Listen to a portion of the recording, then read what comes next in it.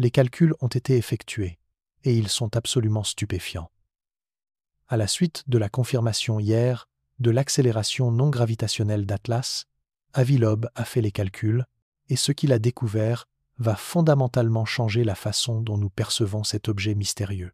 Selon les lois de conservation de la quantité de mouvement, Atlas aurait dû perdre au moins 1/6 de sa masse entière lors de son passage proche de notre étoile. Nous parlons de la perte de milliards de tonnes de matière en seulement 1 mois. Mais voici le problème. Nous ne voyons pas le nuage massif de gaz qui devrait accompagner une telle perte de masse énorme. Cette discordance entre la physique et les observations mène à une conclusion inévitable qui envoie des ondes de choc à travers la communauté scientifique, non pas la découverte courante qui change tout. La percée est venue des données obtenues par l'Atacama Large Millimeter Array. Le 29 octobre 2025, ALMA a détecté qu'Atlas se trouvait à 4 secondes d'arc de décalage en ascension droite par rapport à l'endroit où il devrait être, si sa trajectoire était dictée purement par la gravité. 4 secondes d'arc peuvent sembler minuscules, mais en termes astronomiques, cela représente une déviation massive qui ne peut s'expliquer que par des forces au-delà de la gravité agissant sur l'objet. Dès qu'Avi Loeb a appris ces résultats, il a immédiatement appliqué les lois de conservation de la quantité de mouvement pour calculer ce que cette accélération signifierait pour une comète naturelle. La physique est simple, mais les implications sont extraordinaires. Pour qu'Atlas accélère autant par éjection de gaz cométaire, le noyau devrait perdre au moins 1/6 de sa masse totale. Le calcul révèle que le temps total d'évaporation serait inférieur à 6 mois, puisque cela a pris environ 1 mois pour qu'Atlas traverse l'échelle de distance du périhélie de 203 millions de kilomètres. Il doit avoir perdu au moins 1/6 de sa masse pendant ce seul mois. Le problème de la masse manquante, c'est là que l'histoire devient vraiment intrigante. Les mesures précédentes par le télescope Webb ont montré un taux de perte de masse de 150 kg par seconde, ce qui n'a produit aucune accélération non gravitationnelle détectable dans les 5 mois précédant octobre 2025. Cela a conduit Loeb à conclure que la masse d'Atlas est d'au moins 33 milliards de tonnes. Si l'objet a perdu 1/6 de cette masse, le nuage dense autour de lui devrait transporter au moins 5 milliards de tonnes de matière. Cela signifie que nous devrions détecter un nuage massif et visible de gaz autour d'Atlas en ce moment même si l'accélération non gravitationnelle résultait d'une évaporation cométaire naturelle. La fenêtre d'observation de décembre. Le 19 décembre 2025, Atlas s'approchera au plus près de la Terre à une séparation de 269 millions de kilomètres. Cela représente la meilleure opportunité d'observation de l'histoire humaine pour étudier cet objet mystérieux. Des centaines de télescopes au sol, ainsi que les télescopes spatiaux Hubble et Webb, seront pointés directement sur Atlas. Entre le 27 novembre 2025 et le 27 janvier 2026, Atlas sera surveillé par la campagne du réseau international d'alerte aux astéroïdes. Le moment de vérité. Si la campagne d'observation extensive ne révèle pas un nuage massif de gaz autour d'Atlas, alors l'évaporation cométaire ne constituerait pas une explication naturelle pour son accélération non gravitationnelle. Comme le déclare Avi Loeb, si nous n'observons pas un nuage massif de gaz autour d'Atlas en décembre, alors l'accélération non gravitationnelle rapportée près du périhélie peut être considérée comme une signature technologique d'un système de propulsion. Ce scénario apporte un sentiment étrange de déjà-vu. Le premier objet interstellaire, Oumuamua, a présenté une accélération non gravitationnelle sans montrer aucun signe de gaz ou de poussière autour de lui, même après des observations approfondies par le télescope spatial Spitzer. Cela a conduit les experts en comètes à définir Oumuamua comme une comète sombre. Mais comme le souligne Loeb, étant donné qu'une queue est la signature définissante d'une comète, un vaisseau spatial doté d'un système de propulsion pourrait montrer une accélération non gravitationnelle sans évaporation cométaire. Comme le dit élégamment Loeb, il pourrait être classé par les experts en comètes comme une comète sombre, de la même manière qu'un habitant des cavernes classerait un téléphone portable comme une pierre rare. Les enjeux de cette campagne d'observation ont attiré l'attention des communicateurs scientifiques qui font des déclarations fortes sur le fait qu'Atlas est définitivement naturel.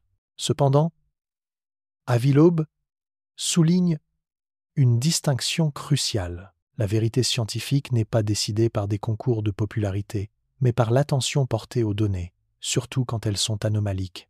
Tandis que les communicateurs font des déclarations générales, Loeb a écrit 11 articles scientifiques au cours des derniers mois spécifiquement sur Atlas, documentant et analysant systématiquement ces anomalies sans précédent. Le défi reste pour quiconque affirmant qu'Atlas est naturel d'expliquer toutes les 9 anomalies documentées. D'abord, la trajectoire impossible. Atlas est arrivé sur une trajectoire parfaitement alignée dans les 5 degrés du plan de l'écliptique, le même plan où orbitent toutes les planètes. Pour un objet venant de l'espace interstellaire, cette précision est statistiquement presque impossible. C'est comme tirer une flèche d'un autre continent et toucher exactement le centre d'une cible. Deuxièmement, la physique. Jet défiant. Les comètes éjectent normalement de la matière dans la direction opposée au Soleil en raison du chauffage solaire. Son jet pointe directement vers notre étoile, violant tout ce que nous savons sur le comportement cométaire. C'est comme voir de l'eau couler vers le haut dans une cascade. Troisièmement, la contradiction entre la taille et la vitesse. La luminosité d'Atlas suggère un petit objet, mais sa vélocité indique quelque chose de beaucoup plus massif. Cette contradiction fondamentale défie nos lois de base de la physique orbitale. C'est comme voir une petite voiture avec l'inertie d'un camion. Quatrièmement, le timing parfait.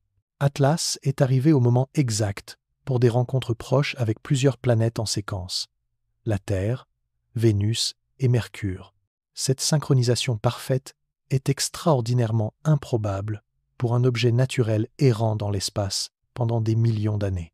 Cinquièmement, la composition en métaux industriels. Les analyses spectrales révèlent une composition riche en métaux qui ressemble plus à des alliages industriels qu'à des matériaux cométaires naturels. C'est comme trouver de l'acier inoxydable dans une roche, qui devrait être faite de glace et de poussière. Sixièmement, la sécheresse extrême.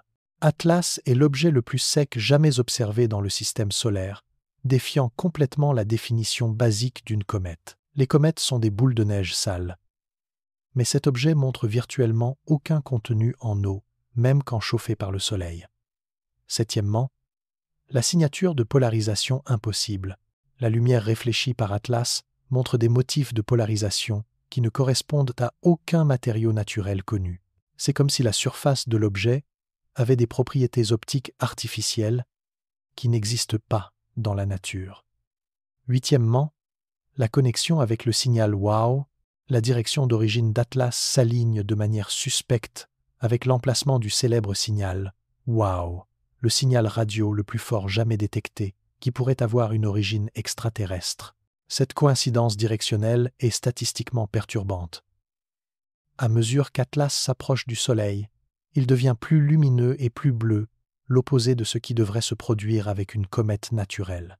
C'est comme voir un objet devenir plus froid en s'approchant d'une source de chaleur. Signature technologique ou phénomène naturel, nous approchons maintenant de la période d'observation la plus critique dans l'histoire des études d'objets interstellaires. Les observations de décembre 2025 détecteront soit un nuage massif de gaz, soutenant l'hypothèse de la comète naturelle malgré toutes les autres anomalies, soit échoueront à détecter le nuage attendu, fournissant ce qui pourrait être considéré comme la première signature technologique confirmée d'un objet interstellaire. Si Atlas montre une accélération non gravitationnelle, sans le nuage massif de gaz que la physique exige, nous serions en train de regarder la première preuve confirmée de technologie extraterrestre opérant dans notre système solaire. Ce ne serait pas une preuve ancienne ou des signaux distants. Ce serait une technologie active démontrant une propulsion contrôlée sous observation directe par les télescopes les plus avancés de l'humanité. Les semaines à venir représentent un moment unique dans l'histoire humaine. Nous ne sommes pas seulement en train d'étudier un objet inhabituel, nous sommes potentiellement en train de assister à la première observation en temps réel de technologie extraterrestre en opération. La physique est claire. Une accélération massive nécessite une perte de masse massive. Si nous ne voyons pas le nuage de gaz qui devrait accompagner une telle perte de masse, nous sommes laissés avec une seule explication qui correspond aux données. À mesure que nous approchons du 19 décembre, quand Atlas atteindra son point le plus proche de la Terre, des centaines de télescopes chercheront 5 milliards de tonnes de gaz manquant. Si ce gaz n'est pas là, nous saurons que nous ne regardons pas une comète. Nous regarderons quelque chose de bien plus extraordinaire, un morceau de technologie d'un autre monde, démontrant des capacités de propulsion qui défient notre compréhension de la physique elle-même. Le compte à rebours vers potentiellement la découverte la plus significative de l'histoire humaine a commencé. Dans seulement quelques semaines, nous saurons si nous sommes vraiment seuls dans l'univers, ou si nous observons actuellement notre premier visiteur confirmé des étoiles.